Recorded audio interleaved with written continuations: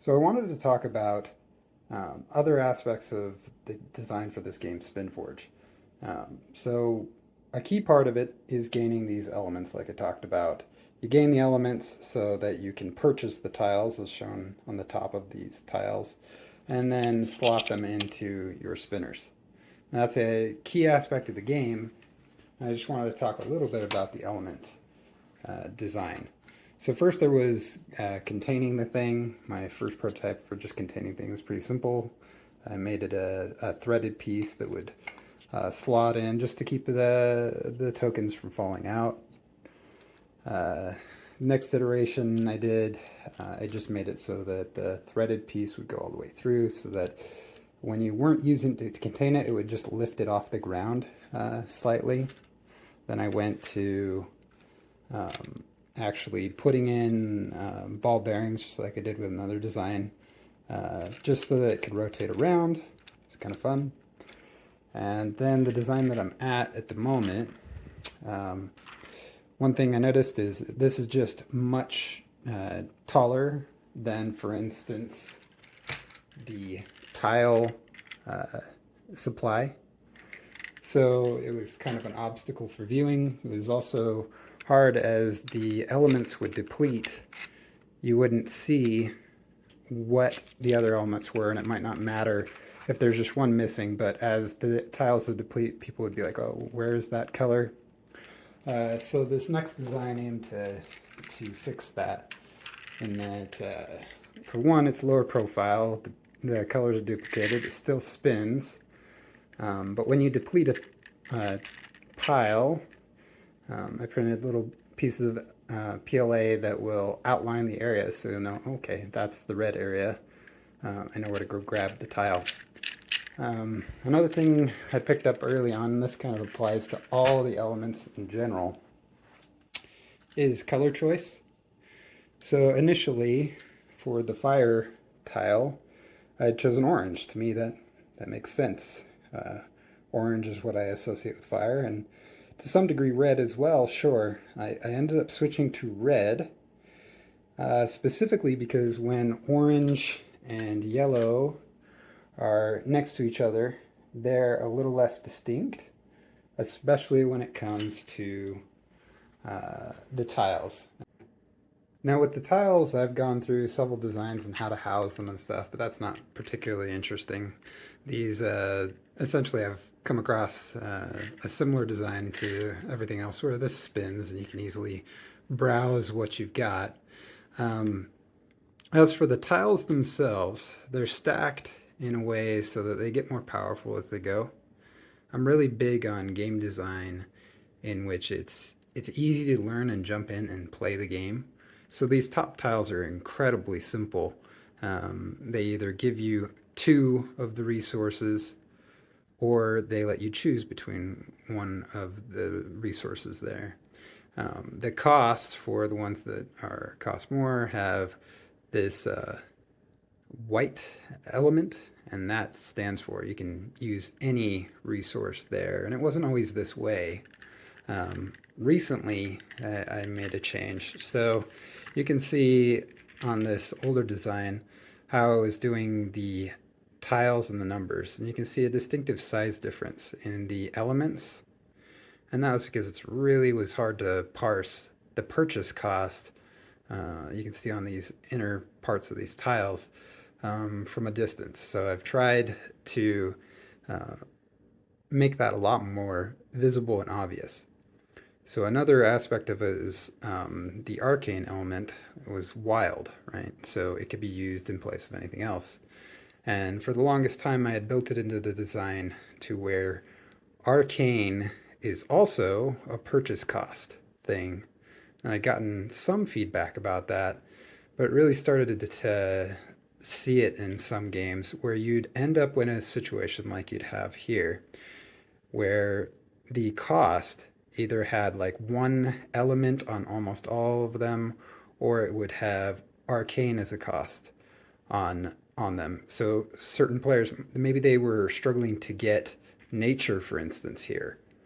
Well, they would really struggle to do that, and then they wouldn't really be able to purchase any tile, and they'd be stuck spinning for a while.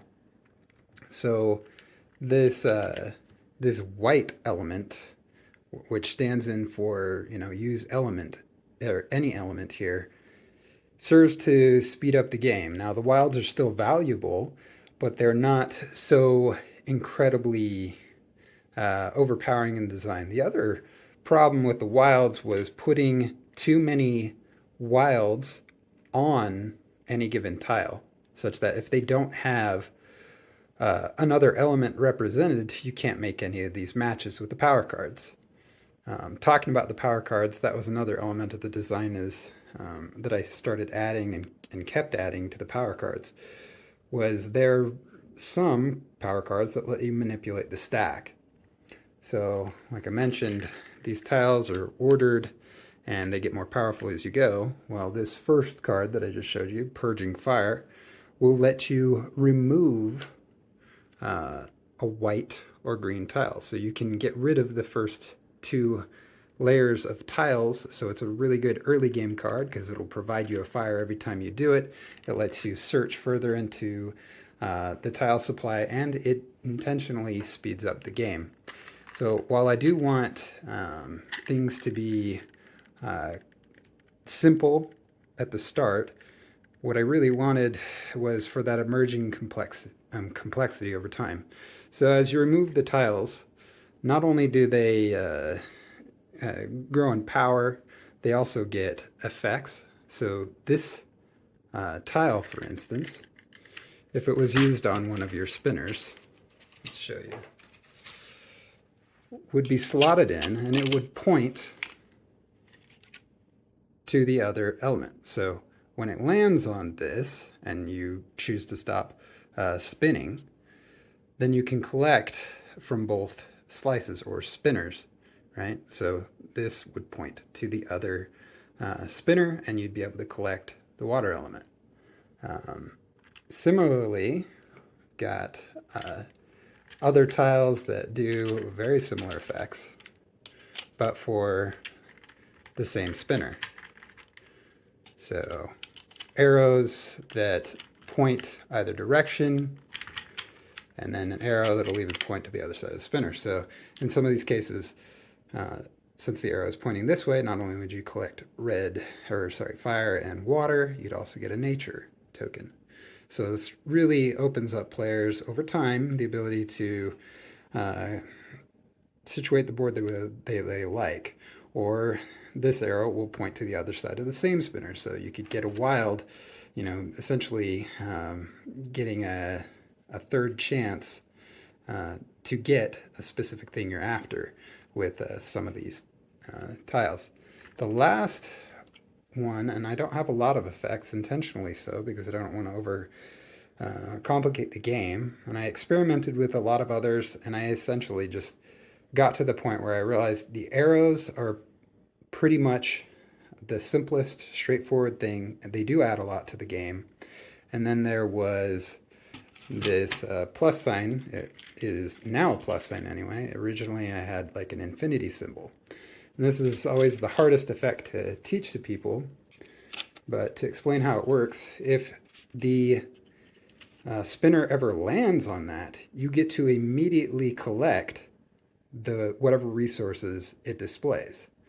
Now you could still choose to use your spin track to keep spinning, and then whenever you decide to end, you'd still collect. Or you could stop spinning there and you would collect again. So it serves as an instant collection, and as you'll be able to collect from it again if you wish. So in that way you can essentially, if you get enough of those tiles, create a pretty powerful engine where you're able to collect repeatedly if you have enough of them on the same spinner. But of course you're playing against other players and they may not allow that. As far as the design, so what I've done specifically with the new tile designs is you'll see I've made these icons at the top bigger, like I said.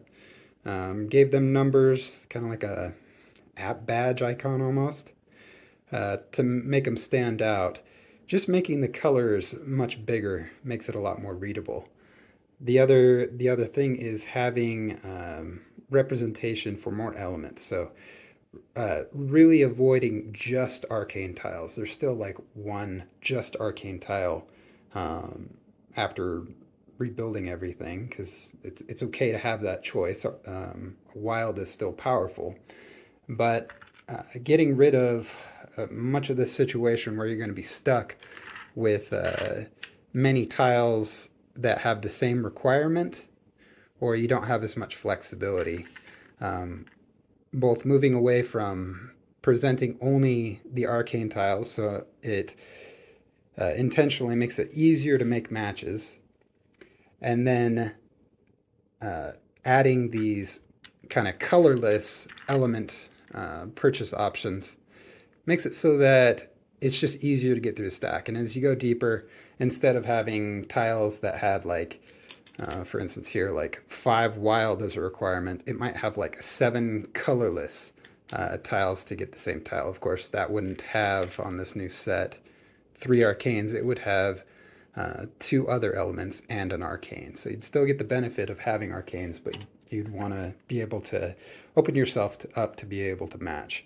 So another power card or two, we've got several different ones that do different things, but is incentivizing players to manipulate the stack in such a way that it progresses the game faster. The tiles, as you go deeper, they have more powerful effects. You can see on the tiles they have points in the corner. So do the power cards as well. But initially I didn't, I guess, motivate the player enough to utilize these powers, and sometimes they just sit on them.